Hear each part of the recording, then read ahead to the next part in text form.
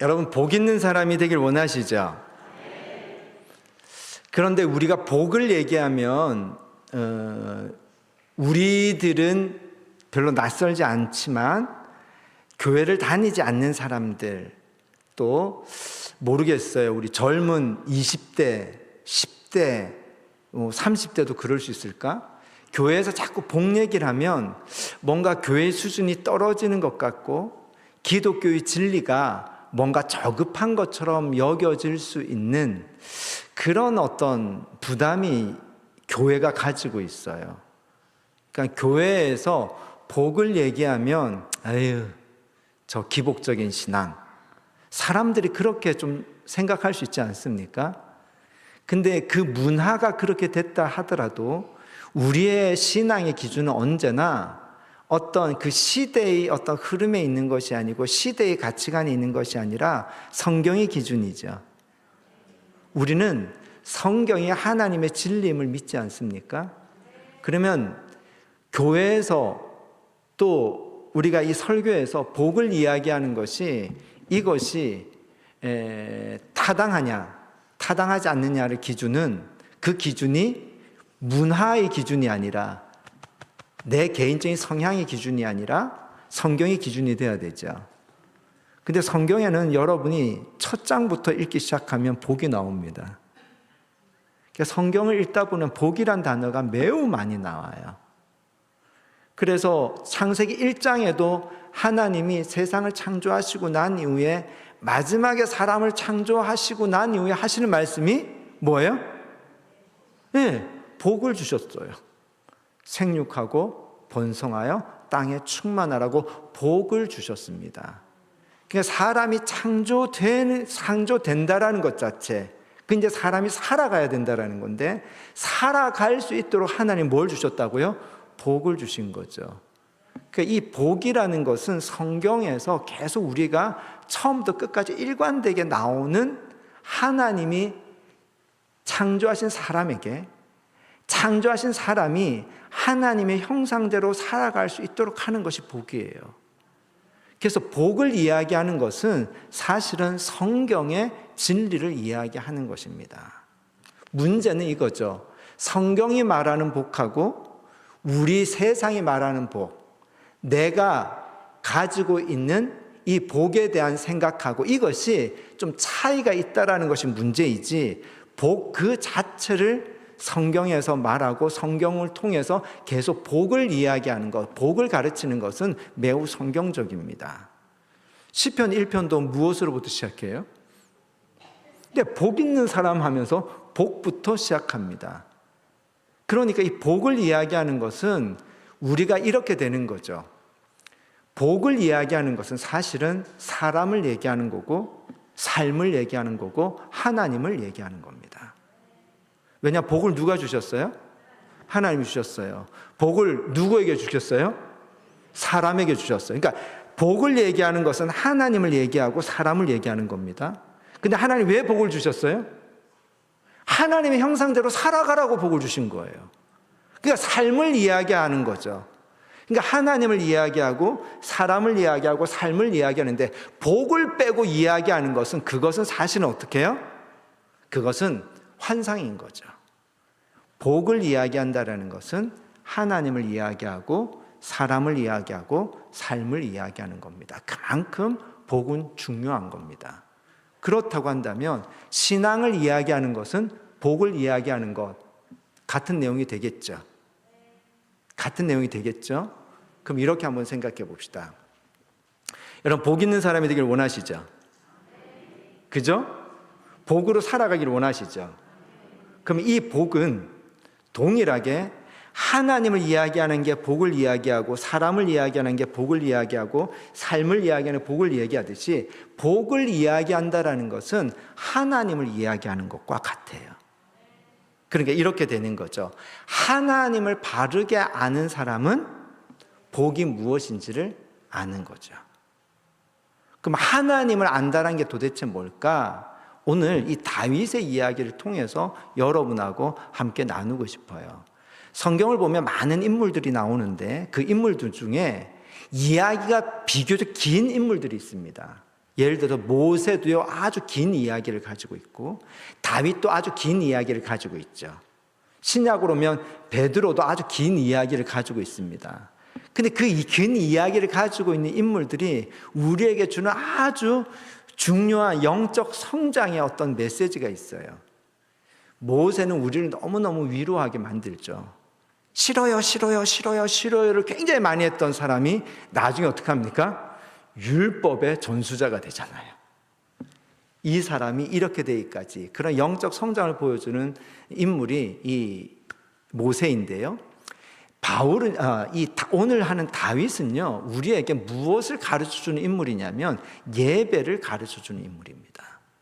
그래서 예배가 무엇이냐, 예배를 어떻게 드렸느냐, 이걸 알려면 복잡한 이론보다 다윗의 시와 다윗의 삶을 이렇게 들여다보면 예배가 무엇인지를 우리에게 가르쳐줘요. 근데 그 예배가 무엇인지를 아는 것, 그러니까 다윗이 예배를 정말 잘 드렸다, 하나님이 기뻐하는 예배를 드렸다, 하나님이 받으시는 예배를 드렸다라는 것은요 다르게 얘기하면 다윗은요 하나님을 아는 사람이었다라는 거예요. 그러니까 이렇게 되는 거죠. 하나님을 바르게 아는 지식, 하나님을 내가 알면 알수록 자연스럽게 뭐와 연결이 되냐면 예배를 바로 드리게 됩니다. 근데 예배를 바르게 드리면 그것이 뭐와 연결이 되냐면 그것이 복과 연결이 돼요. 그러니까 복하고 예배하고 하나님을 아는 지식은 따로 떨어져 있는 것이 아니라 그것은 어떻게 해요? 이어져 있는 것이죠. 오늘 이야기가 바로 그런 거예요. 다윗이 원래는 왕으로 기름 부음을 받았는데 사울이 있는 상태에서 왕으로 기름 부음 받았잖아요. 그러니까 다윗은 왕의 기름을 받았지만 왕으로 주기를 못했어요. 왜? 사울이 살아있으니까요. 그래서 사울의 미움을 받아가지고 여기저기 전전하고 망명하다가 결국은 유다 지파 내에서 왕으로 옹립이 됩니다. 그래서 다윗은 처음에 유다 지파의 왕이 되어서 헤브론이라는 곳에서 유다 지파의 왕으로 있었어요. 근데 그 나머지는 사울의 아들, 사울이 죽고 난 뒤에 사울의 아들 이스보셋이라는 아들이 그 위에 나머지 지파의 왕으로 있었던 거예요. 그러고 난 이후에 이스보셋이 반란에 의해서 죽고 난 이후에 이 북이스라엘이 혼돈이 일어났을 때 여기 있는 장로들이 다윗에게 찾아와가지고 우리의 왕도 되어주십시오 해가지고 다윗이 비로소 12지파 전체 왕이 됩니다. 그 왕이 되고 난 이후에 다윗이 그러면 수도를 어디로 해야 될까 하다가 예루살렘을 정복을 합니다. 예루살렘을 정복을 하고 난 이후에 다윗이 한 이야기가 오늘 이야기예요. 예루살렘을 정복을 했어요. 그리고 거기를 다윗성이라고 이름을 붙였습니다. 그리고 거기다가 다윗 사는 이 왕궁도 지었겠죠. 그런데 다윗에게는요, 그것을 아무리 지어도 다윗에게는 그것이 소용이 없다라는 걸 알았던 것 같아요. 왜냐하면 하나님이 함께 하시지 않으면 그 다윗성이 아무리 전략적인 요새라고 할지라도 그것이 결코 성이 될 수 없다라는 걸 안 거죠. 그래서 다윗이 어떤 소망이 있었냐면 하나님의 언약궤, 하나님의 성전을 다윗성에다가 모시고 싶은 그런 소망이 있었던 거예요. 그래서 바알레 유다라는 곳에 언약궤, 우리가 공부한 성막이 있었는데 그 성막에 있는 언약궤를 이 예루살렘 다윗성으로 지금 모시고 오고 싶은 거예요. 그래서 3만 명을 이끌고 가서 그 다윗의 언약궤를 이제 모시고 오는 겁니다. 우사와 아요라는 제사장하고 같이 새 수레를 만들어 가지고 소가 끌고요, 그리고 언약궤를 싣고 이제 이게 오는 거죠. 막 오는데 무슨 일이 벌어졌냐면요, 이 나곤의 타작마당에서 이 소들이 뛰는 바람에 수레가 움직이니까 언약궤가 떨어지려고 하니까 여기서 우사가 이 언약궤를 손을 댄 거예요. 손을 댔는데 거기서 죽어버립니다. 두려워요, 안 두려워요? 두렵죠. 거룩이 무엇인지 여러분하고 이 바이블 웨이에서 나누었지만, 거룩한 하나님은요, 하나님을 안다라는 것은 두려우면서도 동시에 기쁜 거죠. 근데 여기는 지금 무슨 일이 벌어냐? 두려운 일이 일어난 거예요. 이 일 때문에 다윗이 겁을 먹었어요. 화가 나고. 나는 하나님의 언약궤를 이 예루살렘에 모시고 내가 하나님과 함께 무언가를 하고 싶은 나름의 계획이 있었던 것 같아요. 그런데 모시고 올 수 있어요, 없어요? 없는 상태에서 중단하고요, 오벳 에돔이라는 집에 여호와의 언약궤가 가 있고요, 그리고 다윗은 아무것도 하지 못하고 기다리고 있는데, 문제는요, 하나님의 언약궤가 있는 오벳 에돔의 집에 놀라운 일이 있었습니다. 그 11절에 보니까요, 11절에 보니까 뭐라고 되어 있냐면, 시작, 여호와의 궤가 가드 사람 오벳 에돔의 집에서 석 달 있었는데 여호와께서 오벳 에돔과 그의 온 집에 복을 주시니라. 무슨 일이 있었죠? 오벳 에돔의 집이 복을 받은 거예요. 그러면 거기에 복을 받은 이유가 무엇이었죠? 하나님의 언약궤가 있기 때문이죠. 하나님의 언약궤가 있다는 것은 하나님의 임재가 있었다라는 거고요, 하나님의 임재가 있기 때문에 복이 있는 거예요. 그러니까 복하고 뭐가 연결이 되죠? 하나님의 임재가 연결이 되는 거예요. 하나님의 임재 없이 하나님의 복이 없다라는 거죠. 그러니까 이제 다윗의 마음이 어떻겠어요? 꼭 언약궤를 모시고 와야 되겠다 해서 다시 다윗이 이제 언약궤를 모시고 오는데 어마어마하게 모시고 옵니다. 왜냐하면 6걸음을 가고 제사를 드리고 이동하고요, 6걸음을 가고 제사를 드리고 하면서 언약궤를 이동합니다. 근데 언약궤가 들어올 때 다윗이 너무 기뻐가지고요, 춤을 췄대요. 그 춤이, 그 옷이 배 에봇을 입었는데, 그 배 에봇이니까 다윗의 하체를 가릴 수가 없었나 봐요. 그래서 그 에봇만 입고 다윗이 하나님의 언약궤가 들어오니까 춤을 추니까 온 여인들이 다윗의 하체를 본 거예요. 그거를 다윗의 아내 미갈이 보고 부끄러워하고 책망했죠. 그때 다윗이 뭐라고 그럽니까? 그때 다윗이 뭐라고 그러죠? 그게 무슨 상관이냐라는 거예요. 하나님이 지금 이 다윗성에 들어오시는데 이것만큼 더 기쁜 게 어디 있냐, 이 내용을 얘기를 하는 거죠. 그 이후로 미갈을 보지 않았다라고 성경은 이야기를 하더라고요. 이 다윗의 이 이야기 속에서요, 우리가 세 가지를 연결될 수 있을 것 같아요. 하나님을 아는 지식, 예배, 복, 이것은 떨어져 있는 것이 아니라 연결되어 있다라는 것을 우리가 볼 수 있습니다. 한번 볼까요? 다윗이 왜 하나님의 언약궤를 모시고 오고 싶었죠? 누구를 알기 때문에? 하나님을 알기 때문에. 자기가 지금까지 살아온 삶에, 예를 들어서 그 앞에 보면요, 우리가 조금 전에 사무엘하 6장 읽었죠. 5장 10절 한번 읽어볼까요? 5장 10절 말씀, 시작. 만군의 하나님 여호와께서 함께 계시니 다윗이 점점 강성하여 가니라. 다윗이 점점 강성하여 갔는데 무엇 때문에요? 여호와 하나님이 함께 계시니 다윗이 점점 강성하여 갔다. 그러니까 다윗은 알아요. 하나님을 알아요.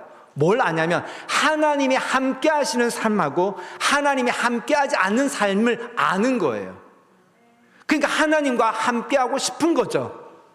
근데 하나님과 함께 하는 것이 무엇이냐면 그것이 예배라는 것을 아는 거예요. 그래서 나는 다윗성에서 뭐 하고 싶다? 하나님을 예배하고 싶다라는 거예요. 그 예배는 하나님이 임재하시는 거고, 하나님이 임재하시는 것이 곧 무엇이다? 그게 복이라는 걸 아는 거죠. 오늘 여러분하고 이 이야기를 통해서 많은 이야기들을 묵상할 수 있는 것들이 있지만 그 중에 하나만 우리가 좀 나누었으면 좋겠어요. 다윗 이 앞부분에 지금 앞부분에 보면 우사가 언약궤를 만지는 바람에 죽잖아요. 왜 이런 일이 일어났을까 곰곰이 한번 묵상을 해봅니다. 왜 다윗의 마음이 있는데 다윗이 하나님의 언약궤를 예루살렘에 가져오고 싶은 마음이 있는데 이걸 가져오는데 왜 우사가 죽는 일이 벌어졌을까? 그리고 우사가 죽고 난 이후에 그 다음에 할 때는 아무 일 없이 기쁨으로 들어와요. 이걸 묵상하다가 우리가 이렇게 보았습니다. 우리 자신을 한번 비춰보는 이야기로 볼 수 있을 것 같아요. 첫 번째 우사가 죽었던 것은요, 이 다윗이 하나님의 언약궤를 메고 들어오는데 자기 의도와 자기 목적이 있었던 것 같아요.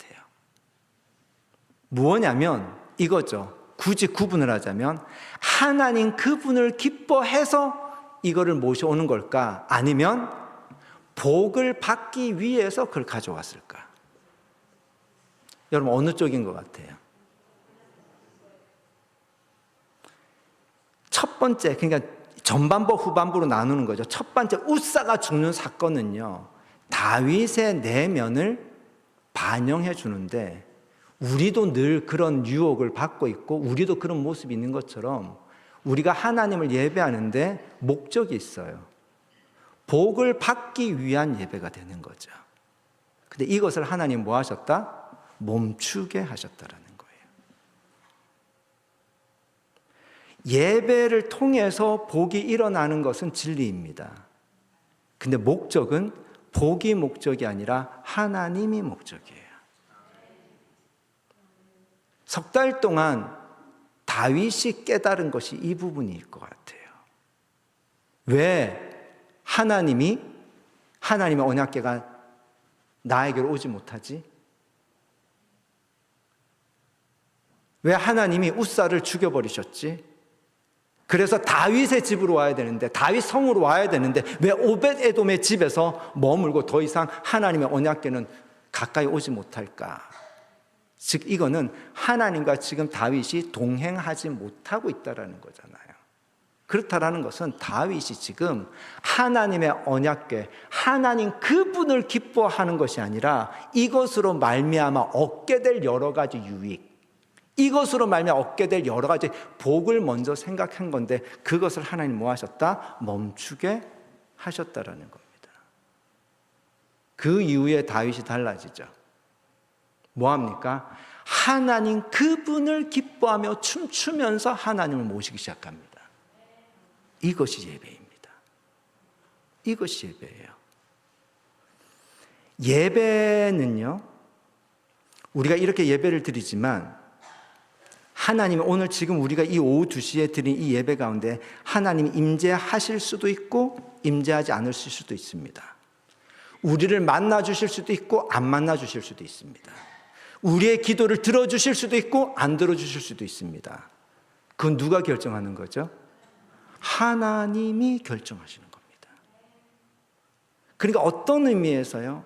앞부분에서 새 수레를 끌고 언약궤를 싣고 막 이끌고 왔다는 것은요, 이것은 누가 주인이 되는 예배였냐면 다윗이 주인이 되는 예배였던 거죠.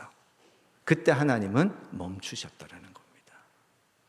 그러나 그 다음에는 하나님이 주인이 되시는 예배가 될 때 하나님은 다윗과 함께 기쁨으로 들어올 수 있었던 거죠.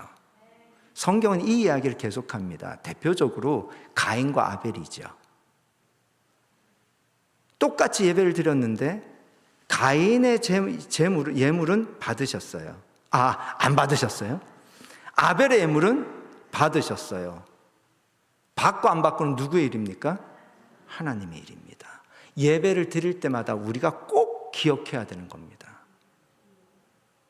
내 예배를, 내 기도를, 내가 드린 예물을 하나님이 받을 수도 있고 안 받을 수도 있다. 이거 우리가 하나님 앞에서 두려움을 가지고 그리고 진실함을 가지고 그렇게 나와야 됩니다. 우리가 하나님을 컨트롤할 수 있다? 컨트롤할 수 없습니다. 하나님은 여호와 하나님이십니다. 스스로 살아계신 분이십니다. 아멘. 가인의 예배가 그렇게 하나님이 받지 않았던 이유, 예배를 하나님이 안 받으셨어요. 안 받으셨는데 가인이 어떻게 했죠? 화를 냈어요. 왜 화를 냈을까요? 오늘 지금 다윗하고 똑같아요. 다윗이 그 6장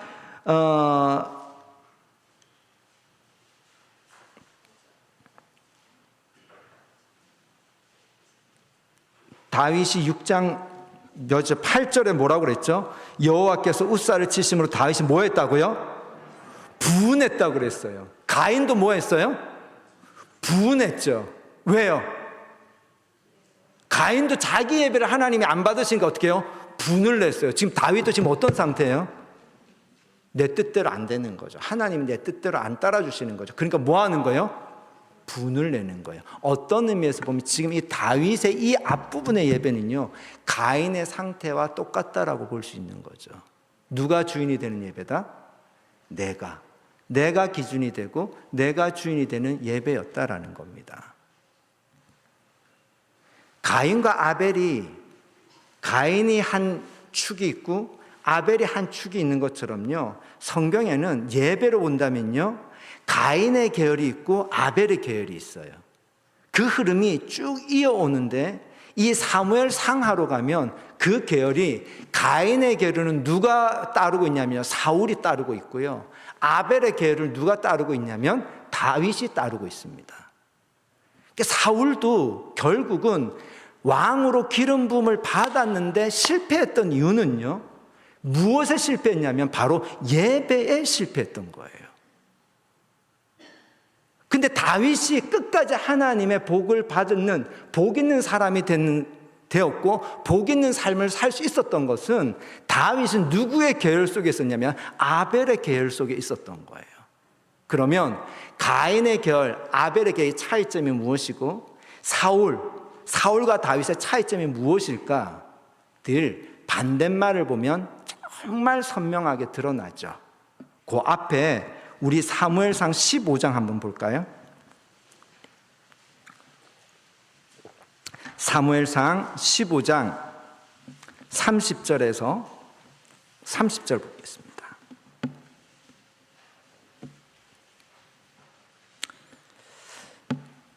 시작. 사울이 이르되 내가 범죄하였을지라도 이제 청하옵나니 내 백성의 장로들 앞과 이스라엘 앞에서 나를 높이사 나와 함께 돌아가서 내가 당신의 하나님 여호와께 경배하게 하소서 하더라. 가만히 한번 읽어보세요.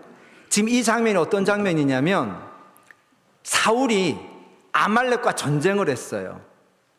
근데 전쟁을 했는데 승리하니까 자기 기념비를 세웠어요. 전쟁은 누구에게 속한 것입니까? 그러면 영광은 누구에게 돌려야 되죠? 근데 그 영광을 지금 누가 가로챘습니까? 사울이 가로채서, 그것 때문에 하나님이 사울을 버리시겠다 그래서 사무엘을 보내가지고 하나님이 너를 버리시겠다라고 했어요. 그랬더니 사울이 지금 사무엘에게 간청하는 거예요. 비록 그렇다 할지라도, 하나님이 나를 버리셨다 할지라도 이렇게 되는 거예요. 뭐라면, 내가 범죄하였을지라도 이제 청하옵나니 내 백성의 장로들 앞과 이스라엘 앞에서 누구를 높여달라고요? 자기를 높여달라는 거예요. 자기를, 나를 높이사 나와 함께 가서 내가 당신의 하나님 여호와께 경배하게 하소서. 그러면 경배의 목적이 지금 뭐예요?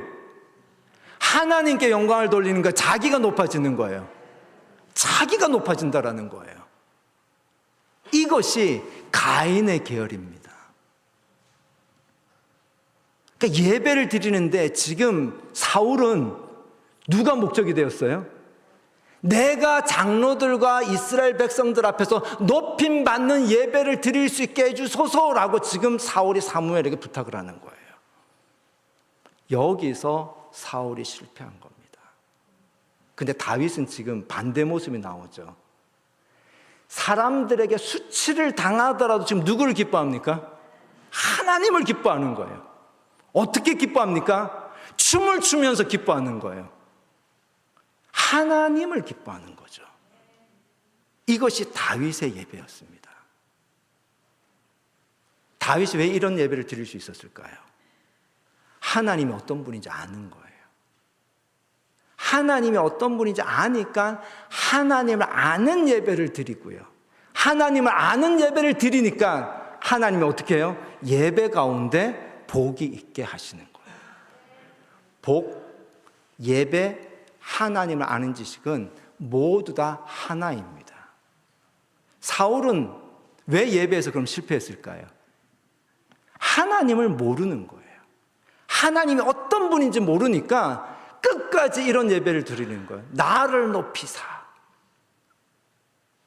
하나님을 모르는 거죠. 오늘 우리 예배부 헌신 예배라 예배가 무엇인지에 대한 말씀을 함께 나누고 싶었습니다. 예배는요, 내가 높임을 받거나 내가 받는 것이 예배가 아닙니다. 예배는 하나님이 영광을 받으시는 것이 예배입니다. 아멘.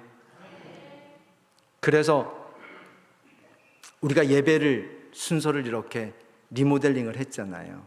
주보에 하나씩 쓰죠. 그런데 그때 우리가 처음 부르는 찬양이 주기도문 고백의 찬양이에요. 근데 주기도문은 단순한 그냥 어떤 우리가 의식적인 것이 아니라 그 기도 안에는 완전한 내용이 담겨져 있습니다. 근데 첫 구절이 뭐 어떻게 되냐면요, 하늘에 계신 우리 아버지여 이름이 거룩히 여김을 받으시오며 하면서 그 이름을 높여드립니다. 이것이 예배의 시작입니다. 나의 이름이 아니라 그분의 이름을 높임을 받으며 하나님께 영광을 돌릴 때 하나님의 임재가 시작이 됩니다.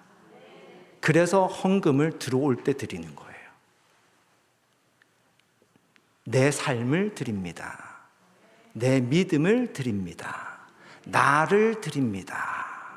하고 드림으로 나오는 겁니다. 그때 하나님이 임재하십니다. 아멘. 저와 여러분 가운데 다윗과 같은 예배가 회복이 되었으면 좋겠습니다. 성령님께서 우리로 하여금 하나님이 어떤 분인지 더 풍성하게 알게 해주셨으면 좋겠습니다. 하나님을 알아가면 알아갈수록 우리는 하나님에 대한 기쁨이 일어납니다.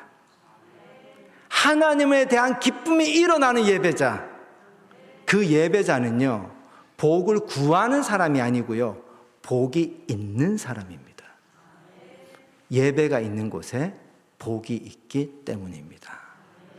그래서 우리는 복을 구하는 자들이 아니라 먼저 예배하는 그런 하나님이 기뻐하시는 사람들이 되었으면 좋겠습니다. 그리고 우리의 삶이 예배하는 삶이 되었으면 좋겠습니다. 예배하는 삶에 복이 있는 삶이 이루어집니다. 아멘.